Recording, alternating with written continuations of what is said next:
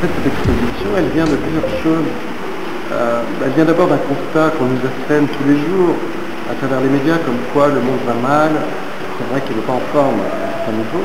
Et donc l'idée, c'était de mettre en regard ce type de constat, en fait, en général, avec des propositions d'articles qui parlent de ça, mais d'une manière, je veux dire presque post-catastrophiste, hein, c'est-à-dire de ne pas comme ça rester englué dans le constat. Et ça, c'est une première chose. Donc une espèce d'ambiance, hein, qui était comme ça pressentie. Et puis aussi l'idée de dire que, évidemment, ce constat, il est tout à fait préoccupant et juste.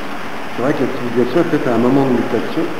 C'est assez crucial, assez important, comme il y en a eu d'autres, certes, et il est clair qu'on se doit de réinventer le futur qu'on s'est préparé. Alors qu'est-ce que c'est le futur qu'on s'est préparé? C'est vrai qu'on regarde l'évolution industrielle, géopolitique, psychologique aussi, et culturelle. On est peut-être arrivé à un point, il faut renouveler, passer à autre chose, c'est une sorte de nouvelle naissance, que sais-je. Et pour ça, le meilleur moyen, en fait, c'est de fourbir, c'est sans doute de pratiquer un autre rapport à l'imaginaire, au mental, puisque, a priori, hein, ce serait là que tout se passerait initialement. Donc l'exposition veut dire ça. Alors, c'est pas une exposition comme on aurait pu en faire hein, dans les années, je sais pas moi, 60, 70, où on faisait des expositions, cette pensée comme ça du futur, elle était vraiment dans la projective. Hein, où on aurait pu dire, ah ben voilà, dans 30, 40 ans, voilà ce que vous allez vivre avec quels nouveaux outils, quelle nouvelle machine, enfin bref. Là, c'est pas du tout le sujet en fait. Hein, le sujet, il est vraiment de réarticuler une idée du futur avec une pratique du présent. D'où l'idée de néo-futur, qui avec le sous-titre, hein, qui est même à la limite presque plus important que le titre, vers de nouveaux imaginaires. Voilà l'idée en fait, l'idée d'ensemble.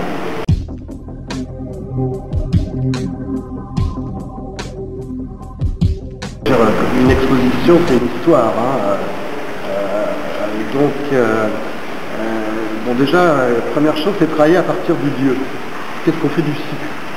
Hein, donc là, on a un lieu très particulier, avec une grande halle, des salles latérales, et puis des espaces, des salles basses, hein, qu'on découvre en fait en fin de parcours, comme une espèce de Deus ex machina, enfin bon, un peu le clou d'exposition.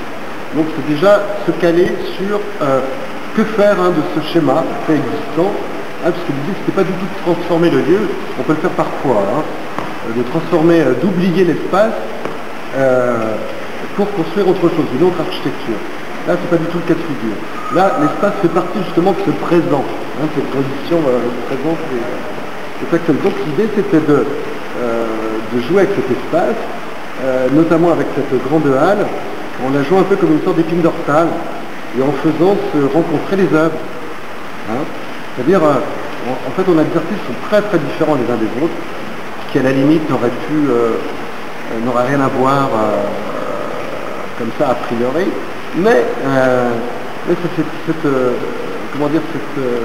hétérogénéité est justement aussi un garant d'une certaine dynamique. Alors c'est vrai qu'il y a aussi d'autres points communs. Par exemple, l'entrée de l'exposition, le fait d'avoir mis l'œuvre de Yann Fabre avec cet intitule L'anthropologie d'une planète, évidemment, cette œuvre marche à la fois comme un symbole, puisqu'on l'a repris dans les visuels de l'exposition, pour l'exposition, mais plus largement, hein, vraiment comme une des opérations à laquelle on invite le public. Donc, au-delà de se creuser la tête, c'est vrai considérer, hein, établir un autre rapport, l'analogie là entre le cerveau et la planète, hein, qui se réunit dans une espèce de même objet à travers le site, c'est extrêmement intéressant. Donc ça pose vraiment le champ de l'imaginaire à travers celui du cerveau et de l'espace mental. C'est vrai que les deux premières salles en dessous de l'exposition campent ce paysage hein, de l'imaginaire et du mental, avec une salle qui est consacrée à Yann Fabre et une autre à Evro. Et ensuite vont se développer latéralement différents types de propositions qui, notamment au premier étage, au rez-de-chaussée, pardon, sont à la fois dans l'ordre du constat et de l'échappée. Je prendrais pour exemple la salle de Marc Dayon, ou celle d'art orienté objet, où on a des points de contact entre ces œuvres qui sont flagrants. Le fait de travailler sur sur la dimension de la nature de l'animal, sur la figure de l'animal. Qu'est-ce qu'on a fait de la figure de l'animal? Qu'est-ce qu'elle représente dans notre pensée, dans notre civilisation? Il y a déjà cet aspect-là. Il y a aussi un aspect lié au croisement en fait de l'ordre d'une pensée scientifique et d'une pensée artistique. Ça, c'est un autre fil conducteur extrêmement important là-dessus. On a avec Kempf, on retrouve dans plein d'autres endroits, dans plein d'autres salles, notamment chez Lastrade. Donc ça, c'est un autre fil conducteur. Donc en fait, on propose au public, non pas de les reconstituer, c'est pas la question, mais de déambuler dans cet espace, en passant à chaque fois dans cette halle qu'on a conçue en fait une espèce de jardin des délices à partir de l'œuvre du Todd exurbien. Et en fait, c'était un peu une extension du travail de ces Américains qui vient de jouer avec les autres effets, comme ça une espèce de paysage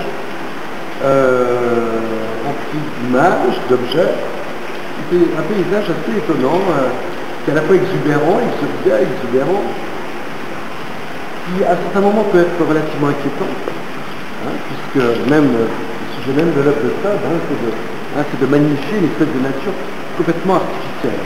Enfin, du moins de poser le paradoxe entre les deux, le naturel et l'artificiel. Et puis avec des échappées à certains moments qui sont situés de l'ordre de l'imaginaire, notamment avec la vidéo à l'entrée Panopticon de Henry Reiner. On a une espèce de, sous la forme d'un dessin d'animation, une situation assez étonnante, on ne sait pas trop où on est, quand on est, et qu'est-ce qui se passe. Parce que je n'ai pas raconté l'histoire, mais justement de réactiver comme ça cette fonction de l'imaginaire. Donc ça, c'est une des pistes, une autre prise qui est plus politique, notamment évidemment avec l'œuvre de l'ensemble d'œuvres des Russes d'AES, où là, on parle de quoi? On parle à la fois de l'état du monde, à travers les jeux vidéo, à travers la figure de l'adolescence, et à travers surtout, à travers le fait que nos civilisations modernes, occidentales, en fait le rapport qu'elles entretiennent, qu'elles véhiculent et qu'elles jouent avec la violence. Pour ma part, je considère l'exposition comme un véritable organisme, presque vivant. Pourquoi? Parce que vous avez beau prévoir les œuvres à tel ou tel endroit, même si vous pouvez jouer sur des rapprochements formels, et là il y en a plein. Il y a même des choses étonnantes qu'on n'avait pas vues au départ, au niveau de l'image, au niveau de... il y a même même les choses, elles coulent même presque trop bien. Je veux dire par là qu'il y a des échos entre certaines œuvres qui sont de manière vraiment directe, si bien qu'à ce moment on aura presque du mal à déterminer qui fait quoi. Mais bon, en tout cas ça fait une sorte de bain, presque de soupe mentale comme ça, dans lequel, en effet, on plonge le visiteur.